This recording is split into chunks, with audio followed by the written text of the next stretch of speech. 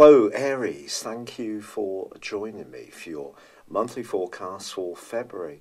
For the Sun or the Ascendant, this month begins in dramatic fashion when Mars, your ruling planet, goes into a right angle with Pluto, the planet of transformation.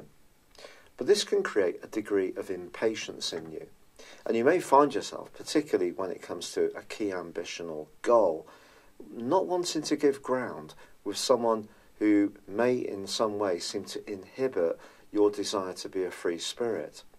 But it's going to be important to understand who holds the power here, because as much as you could be a little more rebellious, it's how it's going to play out that really counts. So understanding the politics of a situation is going to be important.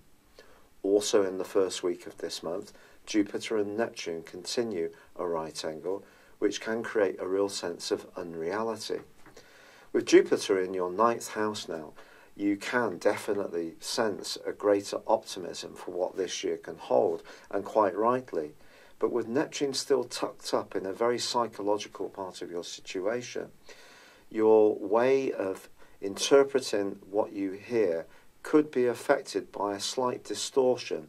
It's almost like you might want to think the best in people, or you could be a little too optimistic, or perhaps at times your emotions can almost become so vivid it's hard to keep your feet on the ground. But there are going to be some very positive aspects this month. The Sun's in a part of your situation which is to do with your future, your friendships, and the things that really inspire you. And on the 4th, there is a new moon. Ironically, this new moon links with Neptune, suggesting that being in touch with your instincts can certainly guide you when it comes to the bigger picture in your situation. But on the same day, Venus climbs into the sign of Capricorn. This suggests it's not just what you know, it's who you know can be a crucial factor when it comes to key goals and ambitions.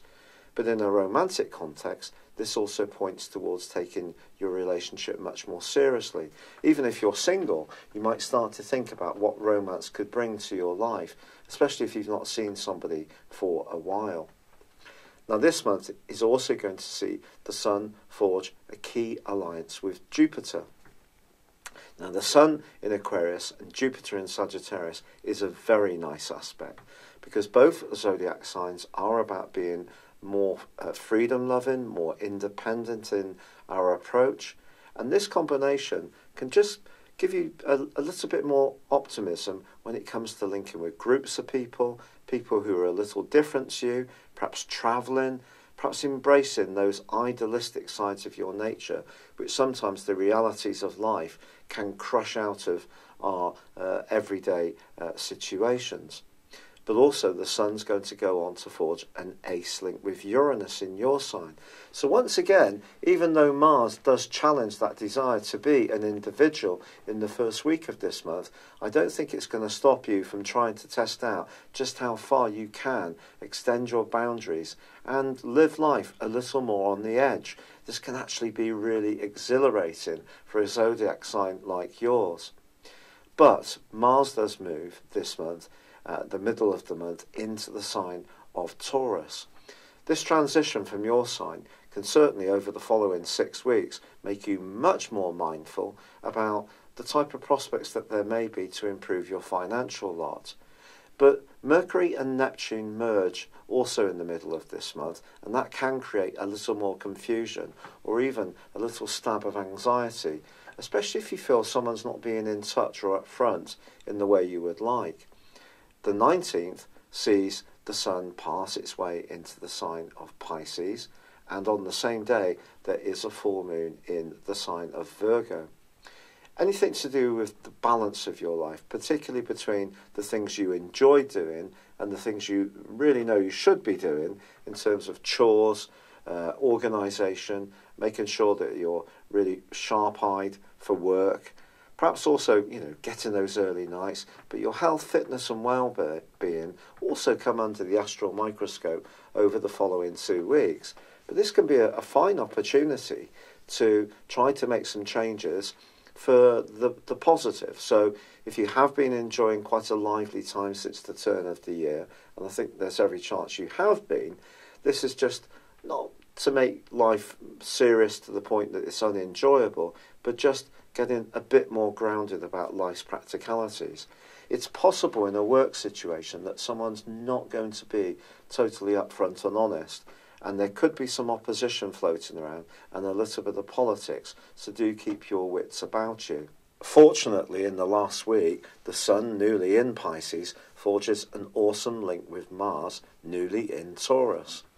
And if there was ever a time to call up past experiences, skills, or perhaps even just really listen to your instincts, but apply them in a practical situation which does boost your finances or even your appreciation of the good things in life, is certainly going to be as this month comes to a close.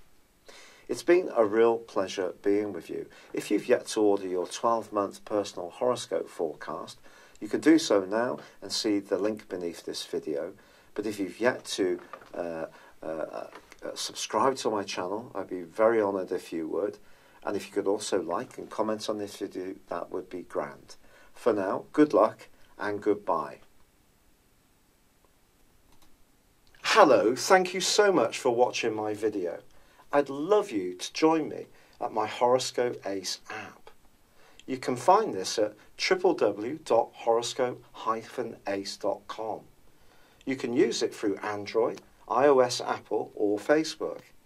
Check out your ascendant or your moon sign, or download your free birth chart.